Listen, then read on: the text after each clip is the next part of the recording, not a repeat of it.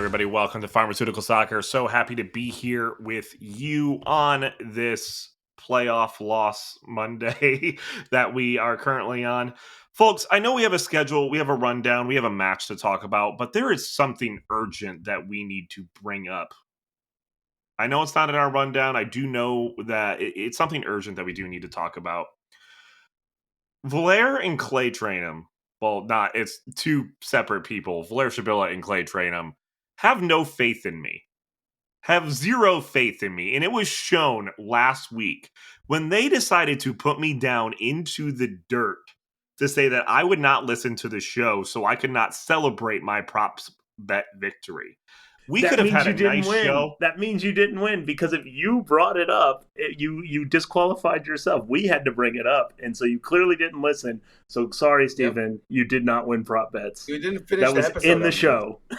I literally listened to the entire. That is not said in that way. At the end of the episode, Clay says if Steven brings it up, he loses, and you brought it up. How does that make sense?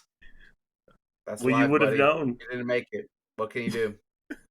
Anyway, welcome to the show, everyone. I literally listened. I listened to the whole show. Literally it's in the comment show section. If you brought it up, then you would be vacating your win.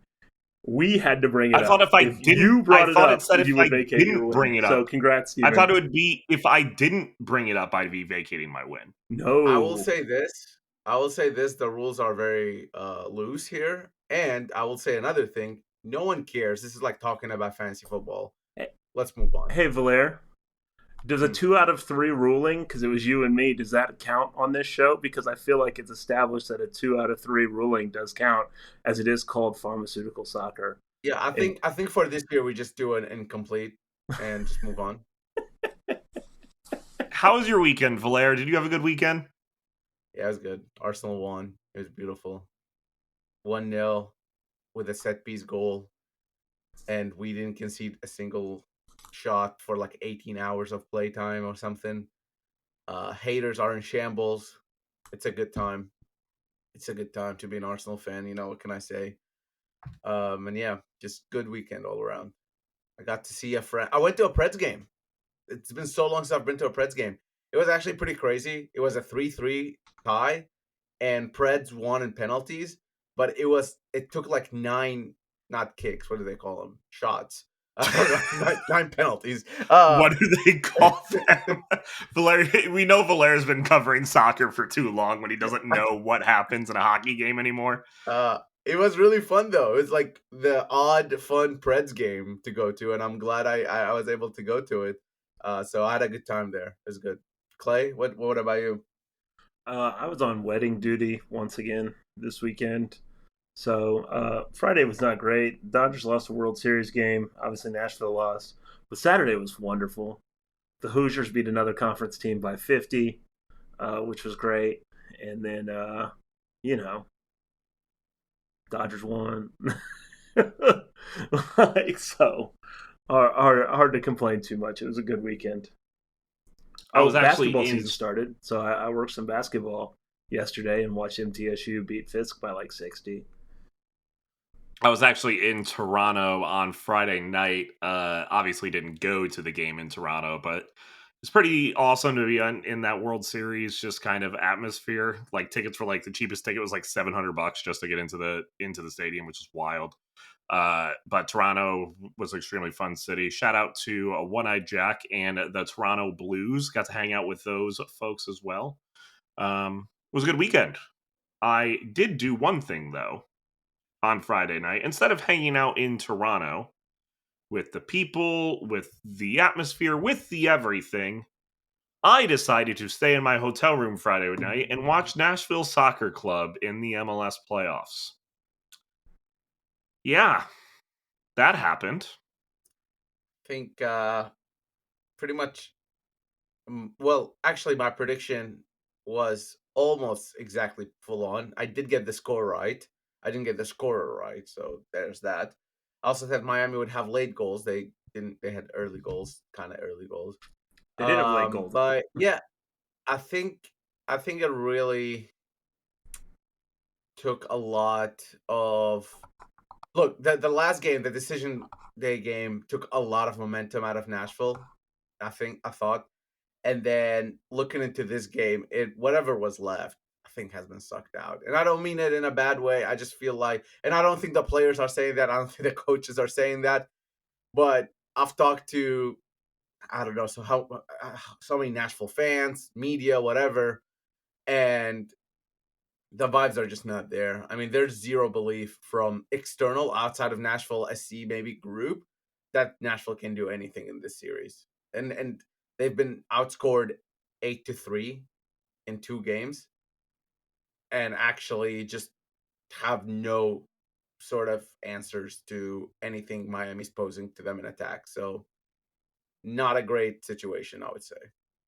Yeah, I mean, we can talk tactical side of things in the next segment, but one of the things that I wanted to see was a little bit of a punchback, like go out and get something maybe.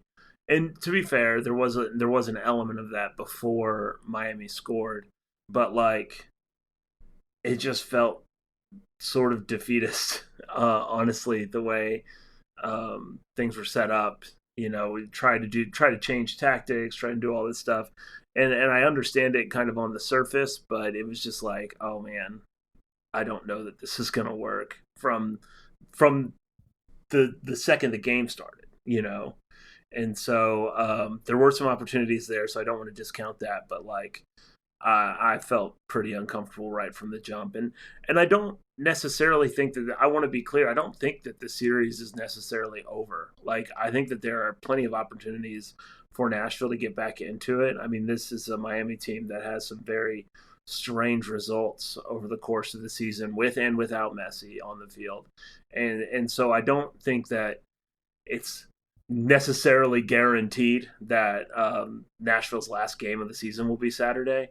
But there are certainly some worrying signs in the last 2 weeks. There's not a lot of confidence there, and you don't see a lot of confidence on the field at the minute. And I think that is very worrisome. Yeah, and I think that's kind of where it comes from as well. And I think it's extremely frustrating just because Miami is not an invincible team. Like I think they are a beatable team. They are not an invincible team. And we showed what we can do against them in the first half a couple weeks ago. We showed that there were cracks specifically in that team that we can exploit and get to. So I think it just makes it even more frustrating when, there's so many different tactical changes, so many new things kind of playing out where it's not necessarily the fact that Nashville doesn't have the talent to compete up with Miami. I think they do. I think they've showed that multiple times, time and time again. It's just the whole fact of what does a complete game against Miami or anybody look like for Nashville right now? I don't know what it is. Well, and that was what I was on here talking about before the last game of the season. Like I wasn't begging Nashville to go out there and beat Miami, but they needed to have something to build on, and they needed to have some way of generating confidence. And I think that they largely had that through about an hour of that game. And then the second that the penalty happens, it was all gone. Like it was all gone. The Miami ties it up, give up a goal shortly after that, and then there was absolutely nothing to gain from that. And I think honestly, Nashville still had it in their heads going down to Miami at the end of last week. And I don't know if they can rebound on Saturday. I would like to think that a veteran team can put the last 2 weeks uh, aside and still go out there and play for the season on the line. But I mean, it is something to worry about. And we'll get to the on the pitch stuff in the next segment. I do want to say that I am really curious about the atmosphere of this match. The decision day atmosphere was the most pro Miami, pro Messi crowd Nashville has ever seen. And I don't have numbers to back this up. You just gotta have to believe me. This is what I saw. This is what I heard. Messi has come to town multiple times, and the greeting hasn't been that friendly to him until I saw what decision day was like. There were a lot of issues whether it was in the supporter section or just throughout the stadium, of those fans acting in a manner that wasn't necessarily the most friendly. That's another thing why I don't like what MLS does in terms of away fans and not forcing them to be in a specific section like the rest of the world in terms of those leagues. Um, I know that's just how American sports work. It's just not something I'm a fan of. It makes no sense, and it really, I think, makes things a little worse. So I'm really curious to see if people show up and if people are nervous when they're there because of the last two results, if people are supporting the team still. I think obviously you're paying for a ticket, you're going in, you're gonna cheer, you're gonna clap, that's expected, but there is a certain atmosphere and certain sort of um big games from Geodis Park have brought out the best out of Nashville SC fans. And even like I'm remembering, but the only thing I can relate it to is that game 2 of the Orlando series a couple of years ago when Nashville lost 1-0 in Orlando and then lost 1-0 in Nashville. And it was just kind of the worst series ever. And that game, while it was a playoffs game, just the way the season ended, it was not the best crowd. I mean, and I don't blame people. I mean, it was not good thing to watch or even entertaining or anything, but it just, I think that if fans come out like that again, I think that diminishes Nashville's chances even more. And I think it's something to keep in mind here is like Steven's not in the city, so he doesn't necessarily feel it. All it will take is one result to kind of get the environment and media and feel of this team in the city back moving in the right direction. I think it's not just fans that have already given up on this season. I think kind of a lot of the media infrastructure that's outside of the soccer specific media like 615 have also they're everybody's looking for something to wrap their hands around and be excited about. And honestly, the last 2 weeks against Inter Miami have kind of resigned people to being like, okay, so they're just as depressing as the Titans, even though that's unfair. Well, I think there's a lot of kind of apathy that we've seen the last few weeks from the casual and sort of involved Nashville SC fans. Speaking of that apathy, I do have a question before we move on to the second segment. With that apathy, do you think there'd be more urgency in this team for this weekend? Say all the results were the same and we didn't win the Open Cup. Do you think that does play into some of it a little bit when it comes to the fans? Like, hey, we have a trophy already. Who cares what happens against Miami? Like, do you think that is a big part of, where we're at right now? I mean, it's cope. Like, genuinely. Like, that's what it is. Like, if you feel like you are getting something, if you feel like you don't have a chance, you can say it's still a successful season. They won a trophy. That's all I wanted. And I understand that. I mean, I really do. But, like, we would have said going out in the first round was unacceptable, a month and a half ago. And so now I do understand the last couple months for NFC certainly in the MLS regular season have not been that great. There's been a lot of coming down to earth over the last couple of months, but Miami's a bad matchup. Is a little bit bad luck there playing, the team that is the odds-on favorite to win it all probably at a mid-tier playoff matchup. That's a little it didn't work out very well for Nashville on a luck standpoint there, but I do think you should be wanting more than going 2-0 after the season that Nashville had. And I think anybody that's pointing to the Open Cup is looking for something to hang on to as they feel depressed about potentially going out in this round of the tournament. I mean, it's still an accomplishment. A year from now, we'll be very happy about it. But right now, in the here and now, people should be wanting their team to perform in a way that makes them proud on Saturday, win or lose. We're going to talk about that performance next here at Pharmaceutical Soccer. But first, before we move into that second segment, y'all, please make sure you are doing your 5-star ratings on Apple Podcasts as well as on Spotify. We do read the comments on air. If we would love to have you, we haven't had a few in a bit. Love to read those out. Always a good time. So please make sure you do look up Pharmaceutical Soccer on Spotify and Apple Podcasts. Leave a review. Would love to read it out loud. I won't even read mine out loud that I left on last week's episode because even if I brought it up on this show, I am still dignified as a champion The of men, a champion of these two men We will specifically. only read out 5-star reviews, please. Anything lower than that, we will not read.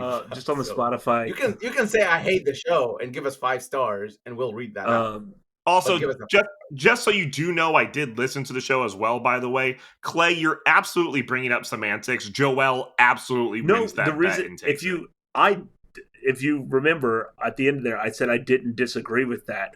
But it is funny because Joel posted the clip, and I do make a distinction between the two when I ask the question on air. So it's very strange because I did not know that, but I did distinguish between the two whenever we made it on there. I'm happy with Joel getting it. That means Joel wins because you disqualified yourself. So congrats to Joel.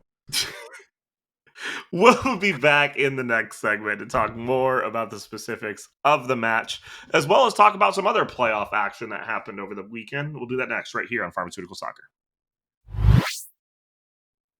And we are back right here on Pharmaceutical Soccer at Pharma Soccer on our Twitter, Facebook, and Instagram.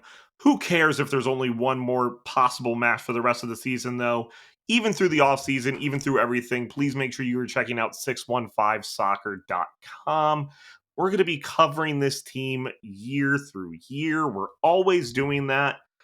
Y'all, we have our 300th episode next week, possibility on Nashville not being in the playoffs anymore. That's perfectly fine. But 615soccer.com would love to have you be a part of it. You know, we'll cover all the off-season stuff happening.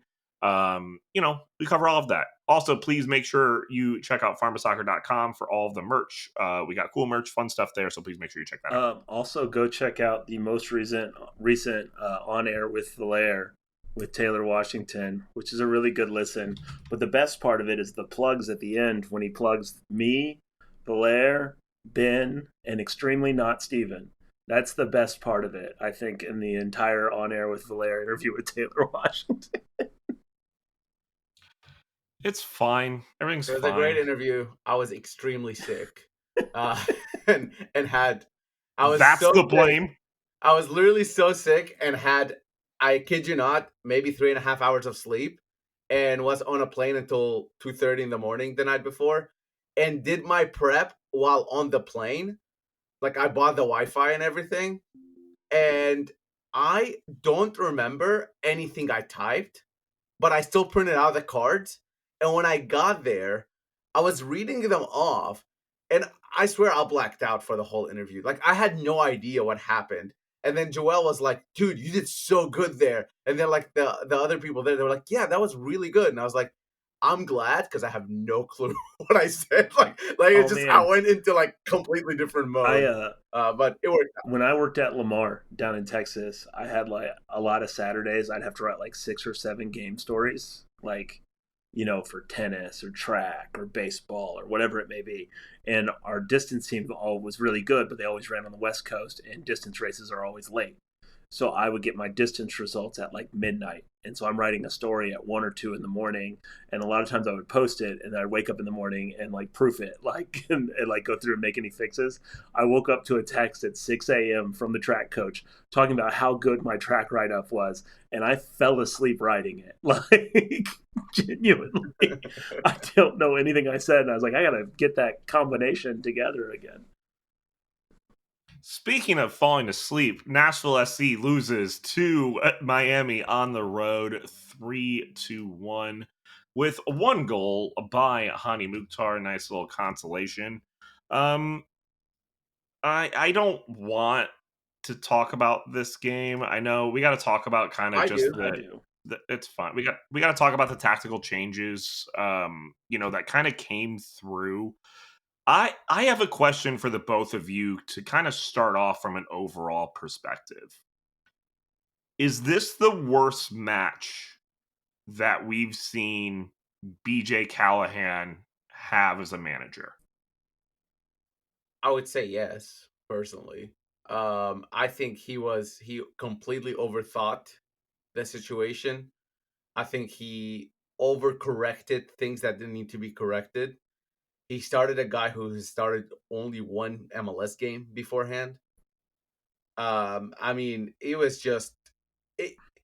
I don't like. I think one thing we talk about BJ Callahan is that he's a guy who takes risks, and I don't want to like knock him for taking risks. And this was definitely a big risk in a playoff match, and it didn't pay out for him, and that's fine. That's the nature of risk. Sometimes it pays off, sometimes it doesn't pay off.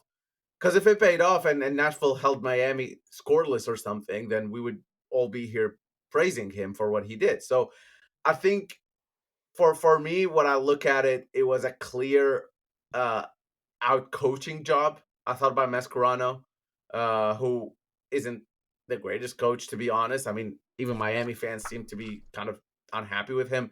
But from BJ Callahan perspective, I just think he, like I said, overthought that one. And then the other thing I'd say is just it's not even the formation. It's not just Brian Acosta being there. It's just the way the team was set up. I thought yes, you could have the three in midfield. You can keep Brian Acosta there, but the pressing went down as the game went on, and I don't understand. Maybe that the Miami goal had something to do with it, but in Nashville they pressed them really high. I didn't expect that. Like in Nashville, they were in Miami's box more often than Miami players at times. I didn't expect that. What I didn't expect either was kind of the mid block of like we will only press you if you come up the field towards midfield. Otherwise, we will not press you. I just didn't think that was the way to do it because we saw in that very game how pressing Miami can create chances for you, like the Jacob Schaffelberg one, which he unfortunately missed. But that's the best Nashville chance created. That's the best created chance by Nashville, and it came from a pressing moment that was a little higher and not waiting for the ball to get in midfield. So I just thought that was a weird decision to do, even though I understand it was away in Miami. I initially I said no for the worst manager I think, but given the stakes, I'm inclined to agree with Valaire. I think the stakes is what makes it more unexplainable. Like I think Seattle is still the most nonsensical one. There's also one against DC earlier this year that didn't make a lot of sense to me, but I do think given the stakes, it's a weird time to throw something new out. I so the Schaffelberg goal or non-goal, the Schaffelberg attempt, like that's what you have to do to beat Miami. So Miami's got 5 losses since the Club World Cup. And one of those was without Messi. That was the 4-1 loss to Orlando. Orlando scores in the second minute and kind of just keeps pouring it on. But it's Chicago, Charlotte, Seattle, Cincinnati. And in all of those games, the team that won got a lead early, and Miami had to fight for something to come back into it.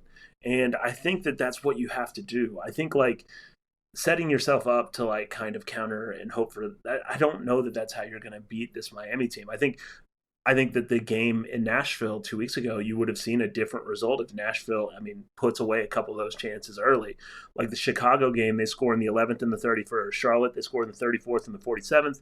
Seattle in the Leagues Cup final, that's a 26-minute goal. Cincinnati, which was an ass-kicking as well, that's a 16th-minute goal.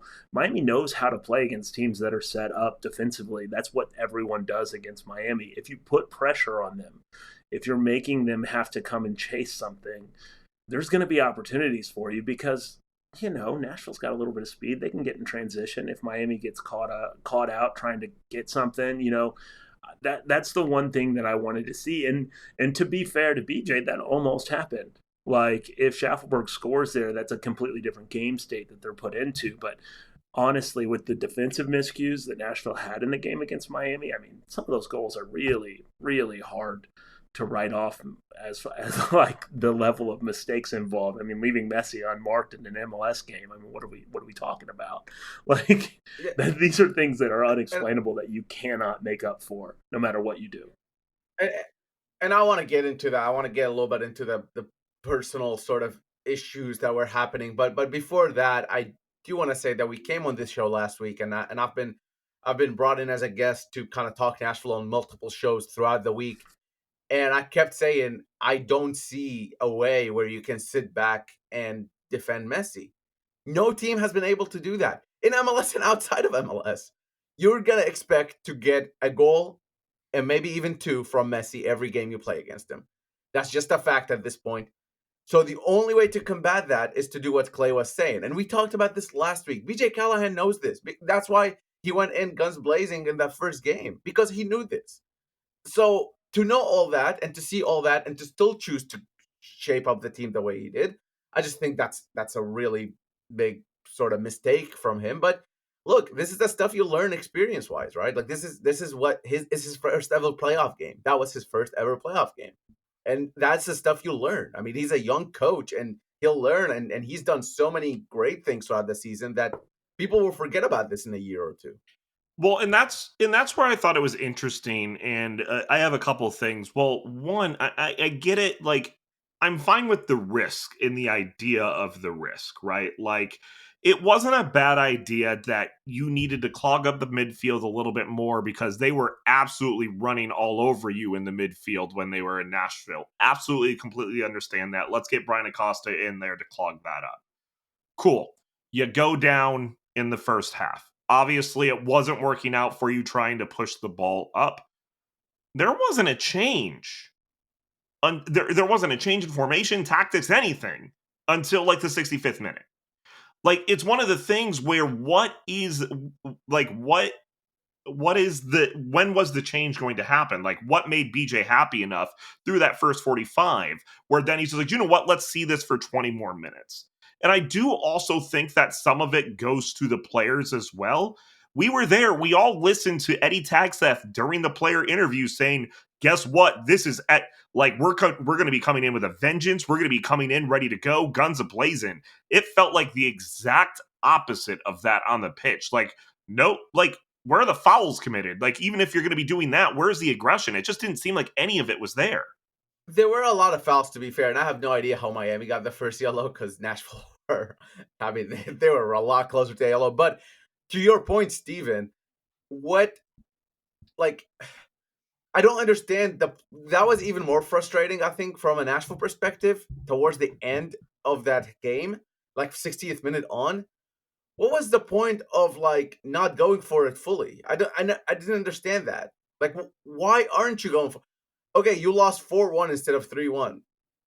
You just lost 5-2 the game before. Like, it doesn't matter really. So I think that was a little bit more frustrating to watch because at the beginning of the game, the first half, it is what it is. Miami gets a goal. Palacios loses his marker, whatever it may be.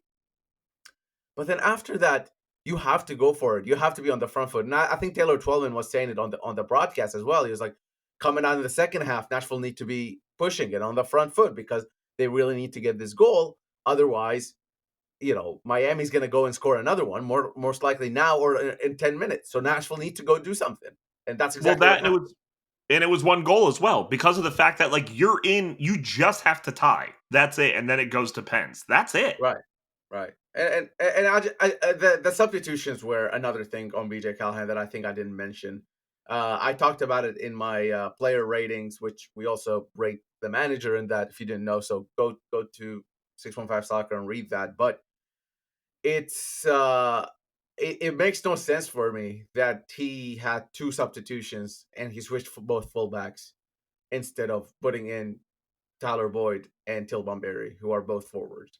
And yes, I know Till Bunbury issues, blah, blah, blah. He hasn't scored in I don't know how many years. But, like, that's his whole point of being a backup striker is for when you need a goal, you put him on, or when you need to close out a game, you put him on. That's his existence on the squad is for this moment. So you have to put him on. And again, like, I know this seems like we're being really harsh on BJ Callahan, and I'm not saying he can't like come back from that or that this is like some sort of like a sackable offense if you are English. No, it's not at all. But but we have to be critical of the things that he does wrong and we have to praise him for the things he did right. And it was very hard for me to watch that game against Miami and find many decisions that he made right in it. That's the truth. The only thing that really I can come up with is, I mean, it certainly feels like Miami is in Nashville as these players' heads. it feels a little bit like Miami is in BJ's head, and Oh, for sure. I don't know how to resolve that. I mean, a result is what resolves that, but like, yeah, I mean, BJ has rebounded quite well from setbacks. I mean, his record in the second time facing an opponent is still pretty decent. Obviously, What about the fourth? like I just want to what? know. What about the fourth time facing an No, but I opponent? just mean over the course of a Asking for a season, friend. like he's rebounded from questionable decisions in the past. I mean, um, like I mentioned Well, Seattle I mean, it was earlier. under BJ Obviously, that we got Nashville the. still had a pretty good year after that Seattle game. Like there are certainly things that you can and I do think that they just need something to go their way. I mean, Nashville has been tremendously unfortunate in the attacking third in the first halves of a lot of these games the last month or two, which at a certain point that becomes not unfortunate and that becomes kind of a staple and what's to be expected. But I do think like Nashville comes out, if they get a goal in the first 5 or 10 minutes, and there's a little bit of doubt there that Miami's going to have to play another game, and trust me, they're all old. They don't want to play another game. The last thing they want is another game. If you can just get them to start to have to chase something, this whole series becomes significantly more of a task for Miami than it feels right now. And I will say, in the last two games, Nashville has been inaccurate in attack rather than unfortunate. I mean, That's a better way of it's not phrasing a it. luck thing. Yes. Yeah, it's a skill issue here, and then maybe a How mental issue. I don't know. There's a mental block that another mental block was I was free gonna say kicks, and hey, look, how it like didn't. perfectly Nashville is that's the first free kick that they've It, scored all year. I Well, and like even from a mental block standard, they can be overtaken, and BJ has shown that they can be overtaken. Heck, the first time that we've beat the Red Bulls throughout our entire MLS career is this year under BJ Callahan after getting our butt smacked by them in New York. Like it is possible to get over these roadblocks. So we did have the free kick. We did have some, I don't know specific, where is the optimism for you guys when it comes to what Nashville can do, in terms of overcoming what happened last weekend? Can I talk about one more bad thing and then tell you about my optimism? Valair put the hood up. He's Sure, real serious. sure, buddy. I just think we can't do this episode without mentioning the individual mistakes in Yeah. defense, because I think that is something that Nashville cannot afford to do. Walker Zimmerman, Jason Palacios, and Dan Lovitz at different points of that game, to varying degrees, had mistakes that eventually led to not Orlando, what is it? Miami goal. Um, Same thing, right? Florida people, whatever.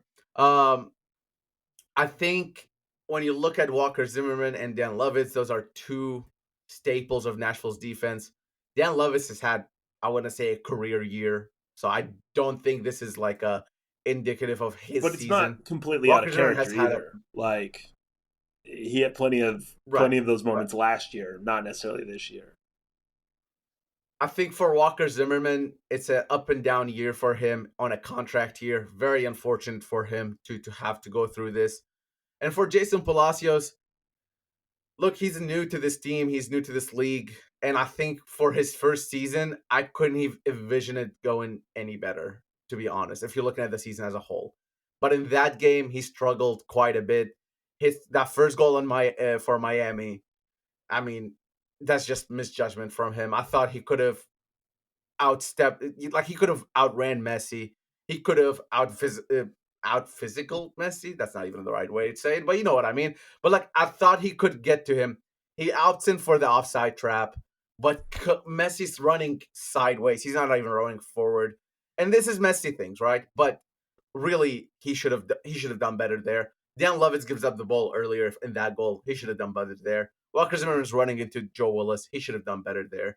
And these are the situations that I really just think that um, as a team, BJ talks about we all defend, we all attack. That's his quote. the midfielders also could have helped with that, where they had an extra midfielder who still didn't help with that situation. So it's a multiple thing, but the ones we see and the ones that kind of had the final big moments are the ones we're going to mention, and that's those three, and that's why we're mentioning those three. And this goes back to a conversation that we've had on this show probably a half dozen times, which is it is understandable to want to play Palacios and Walker Zimmerman together. They are the two most dynamic center backs that Nashville has in terms of the ability to defend, the ability to get, be involved in the offensive side, the ability to track back faster, all this stuff. But we've seen both of them be prone to the occasional mistake. And for as, unsexy as like Jack Mayer starting at center back can be, he has not been as prone as the other two this season. Now he's had mistakes in the past. Don't get me wrong, but I mean this season we haven't really seen an indication that Zimmerman and Palacios can always play well together. We haven't seen it a lot, to be fair. I want to be clear. We haven't seen it a lot, to be fair. But I certainly don't think that Walker Zimmerman's becoming more likely that he'll be at Nashville next year on the basis of this season or on the basis of games like that. So mistakes are going to happen. And I think it's interesting because of the fact that, you play your two most risk-adverse, like extremely risky, both very good, risky defenders in a setup that is extremely more conservative that you've played all season. Like, it is really interesting to kind of and this is kind of where optimism. Dang it, I gotta stop. But maybe we gotta be optimistic, y'all. Yeah. Sorry, you cut out there, but I think what I'm saying is that maybe that is to offset it, right? It's like we have Brian Acosta there as a backup or a sort of a safety net, so these guys can go and maybe be a little more expansive. But I mean, clearly it didn't work out, so whatever. Optimism. Let's get to the optimism, folks. Okay.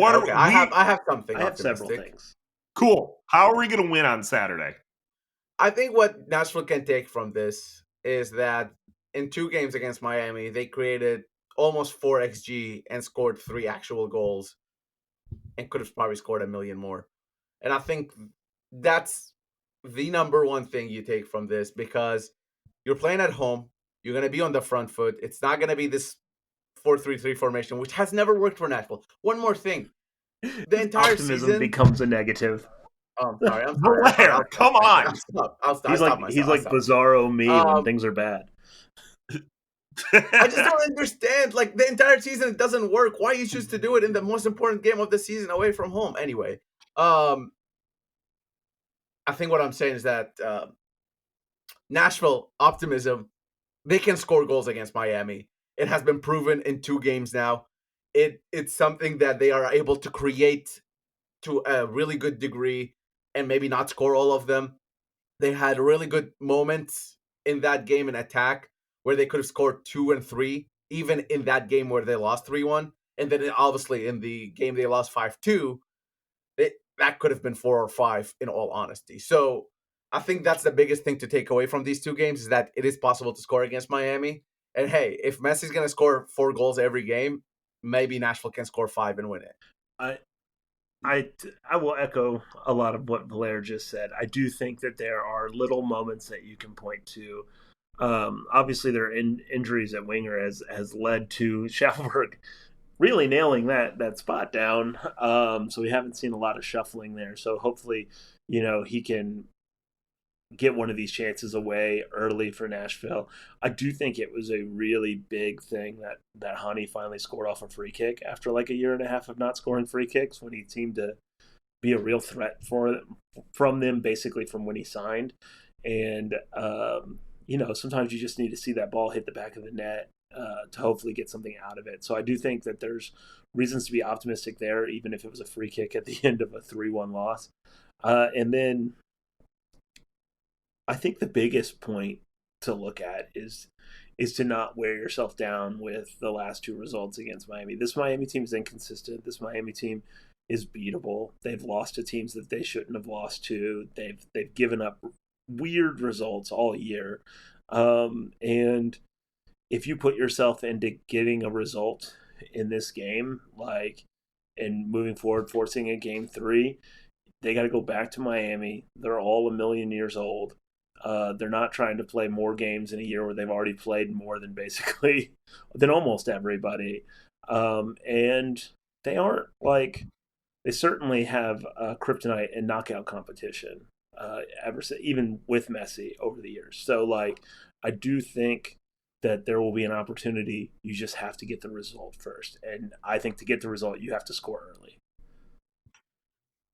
I think Nashville has the ability to absolutely tabletop Miami. They just have to somebody has to get on their all fours and get behind Miami and then just push them over. Like I think it's possible. And I hope I Nashville think can do it. that's called elderly abuse. You're not supposed to do that. If you do that to Luis Suarez, All he right. might never walk again. Well, yeah, I mean, bro is barely mobile. Last thing I'll say is That's that what they Miami could have been do. playing with their back. They could try and bait Luis Suarez into biting them. That was so important that you had to interrupt my actual point. It's a good enough tactic. It could work. Miami have been playing with their backup goalkeeper, who in that free kick, I think he could have done better. There have been moments where he's looked unsecure on the ball as well. So I think that's another thing in terms of optimism and things for Nashville to look forward to. Yeah, that man is undefeated in a Miami kit so far, to bring it down with pessimism. So we have more playoffs to talk about. We have other things as well and a local soccer update. And we're gonna do that next, right here on Pharma Soccer. And we are back right here on Pharmaceutical Soccer at Pharma Soccer on our Twitter, Facebook, and Instagram. Of course, 615soccer.com. Spell it out, be a part of that fun, as well as pharmasoccer.com for all of your merch. Before we get into some other things, MLS playoffs obviously going on at the current moment. I think the first thing that we do have to talk about, a lot of games kind of going through. There have been some interesting matches. Chicago almost did it and then decided not to do it at the end. I don't know. Anything else stick out to you guys when it comes to playoffs? Well, Chicago didn't do it for the very long time. Then they did it for like 2 minutes, and then they didn't do it for the rest of the time. Let's not paper over Chicago getting into the playoffs, winning in the postseason for the first time in 16 years against Orlando. GG's Orlando. You were in the Supporters Shield race 2 months ago and go out in the play-in game. The East is a buzzsaw. I think if you want to go look at some really fun soccer, just watch Vancouver. I was watching the highlights because I missed the game on because it would have been Sunday night, and expected goals were 3.6 to 0.38 to Dallas to Vancouver against Dallas. Vancouver had 22 shots to Dallas's 1 shot. Vancouver had 10 shots on target to Dallas's 0. Vancouver had 7 big chances to Dallas's 1. It sounds like the Indiana UCLA Vancouver ended the game with game. 64% possession. 64% possession and 564 accurate passes to Dallas's 273. I mean, total domination, just amazing goals. Vancouver missed some sitters, man. On top of that, like on any given day, this game replays and Vancouver wins 10-0, and I'm not even exaggerating. Insane amount, and they're playing with like a back line of like makeshift people who, because they have injuries, and maybe a suspension as well. So like, yeah, big fan of Vancouver, man. Big fan of what they're doing there. We haven't seen the LAFC Austin game, but I would assume it's going to be similar to the Vancouver Dallas game, to be honest with you. I am excited to see who makes it farther in the playoffs, Nashville SC or Shaq Moore. Who will make it further? That's a neither, I guess. Unless game 3, I don't. Maybe Nashville forces a game 3. Then there's definitely a better chance of Nashville playing game 3 than Dallas. Speaking of playoffs, unfortunately, us here in Nashville cannot have anything fantastic when it comes to soccer in our lives because also our beloved Huntsville has been eliminated from the playoffs, unfortunately. Very sad about that. It was their first MLS Next Pro playoffs though. Yeah, it was a good run. And like we've said about these things, they're not always about results, but obviously results are important. I think they would look at this season as a big step up to the program as a whole. Aside from the playoffs and everything they achieved, which is great on the field, Huntsville has been able to provide actual minutes to NSC way more than usual this season. Huntsville, more importantly, even I would say than that, have been able to provide some substantial minutes to academy kids and homegrown kids for Nashville SC Academy, and I think that in itself is a big improvement. And I think what they have been building there has really taken to a next step this season. And the fact that Nashville SC kind of runs this organization now fully from the academy, Huntsville, and the first team, I think is a big testament to BJ Callahan, Mike Jacobs, and everybody. I do think that the benefits of Huntsville will finally be felt fully at the first team level next season. I think that we saw little bits and pieces of it this year. I think now that it's fully a part of the system, Nashville's fully fleshed out its first couple academy classes. Now you're going to start to really see that infiltrate the first team in a very real way. Huntsville and Nashville working together next year after these last 2 years. I do want to say I do feel bad for you, Steven. I mean, you're the only man in all of America whose MLS Next Pro team lost in back-to-back weeks in the playoffs. Why don't you give us our local soccer update, Clay? Anyway, shout out to Chattanooga. So it's actually getting to playoff time for a lot of local college soccer, as we talk about every few weeks on here. I do want to highlight first and foremost Vandy. Vandy is number 10 in women's soccer this year. They wrapped up the regular season with a 13-3-1 record with 4 top 25 wins. They're the number 2 seed in the SEC, and they've won 6 matches in a row. So Vanderbilt is on a tear. So shout out to the Vanderbilt women's soccer team.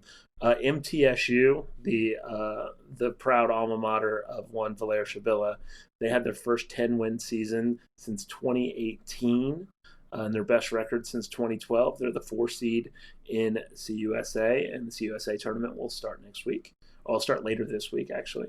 And then in Nashville itself, we have Belmont and Lipscomb on the women's side. Belmont's had a tough year on the women's side, 3-6-7 overall. They finish up their season at Illinois State on Thursday. And Lipscomb's had a pretty good season. They're first in their division with 11-5-2 record. They will be playing at home as the number 1 seed in the ASUN quarterfinals on Thursday over there on Lipscomb's campus. I do recommend going. They have a fun little soccer stadium, and it is a lot of fun to go to Lipscomb games. And so on the men's side, there are 2 local men's teams. Lipscomb's had a rough year. They will end their season this weekend against Central Arkansas. They're 1-8-6, and Belmont is 6-2-6. They go to Bradley Friday, and next week they're giving away a blanket on November 5th as the mighty Belmont Bruins take on the very mighty University of Evansville Purple Aces. And then last but not least, just a shout out to a local NAIA program. That would be Cumberland. Their men's and women's teams are ranked 13th and 15th, respectively. The men are the number 4 seed in the Mid-South Conference Tournament, which will start this week. And the women are the number 1 seed in Mid-South regular season champions. And for longtime listeners, the Mid-South Conference is home to a NAIA power, Lindsey Wilson, who many longtime Nashville fans will recognize from the early days, both in Nashville FC, because there were plenty of Lindsey Wilson players in those days, and, of course, Nashville SC with our boy Leo Maloto. I spent that entire section trying to find any memorabilia of MTSU or Lipscomb, because I know I own at least one of those. And I couldn't find anything other than this ticket to the Mocha match for Nashville SC. I've got for the listeners, I've got an MTSU and Lipscomb soccer scarves behind me on the wall. I have some, I promise. I just I guess is not within The arm's important reach. thing is that there are local soccer matches of some import that are happening in the next week or two here in Nashville with some pretty good teams, and it would just be great if you guys would go out and support.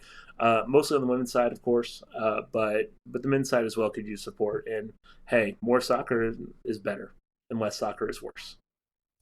I really only pay attention to Lipscomb though when Valera's on color. That's the only time I will pay attention to Lipscomb. Really. Steven. Watched one game of Lipscomb. Congratulations. Hey, do you know who else has been on color for Lipscomb soccer over the years?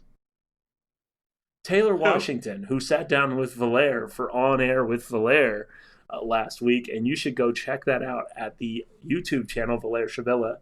I promise you he's the only one, but there are lots of things named Valere on YouTube, so make sure you look up Valere Shavilla.